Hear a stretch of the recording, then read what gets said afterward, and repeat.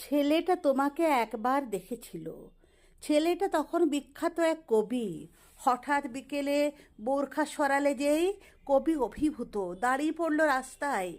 তরুণ কবির দাঁড়িয়ে থাকাই ভালো। তরুণ কবির দু চোখে সিন্ধু প্রদেশ এখনো দাঁড়িয়ে, তার পাশ দিয়ে যায় বাস। দুহাত ভরেছে রডোডেনড্রন গুচ্ছে। ভালো না বাসলে কি করে রাত্রে জাগবে? ভুলে গিয়েছিল কেউ একজন দাঁড়িয়ে।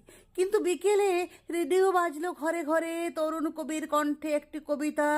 কবিতা চলল সিন্ধু প্রদেশ ছাড়িয়ে। কি করে পারলো এমন কবিতা লিখতে? জাহিরা, তোমাকে বেত মারা হলো 100। কাকে কবি বলে? পরপুরুষের কাব্য। গলা টিপে ধরে বর, বাবা, দাদা সব্বাই। ভাবিনি কখনো রডোডেনড্রন কার নাম।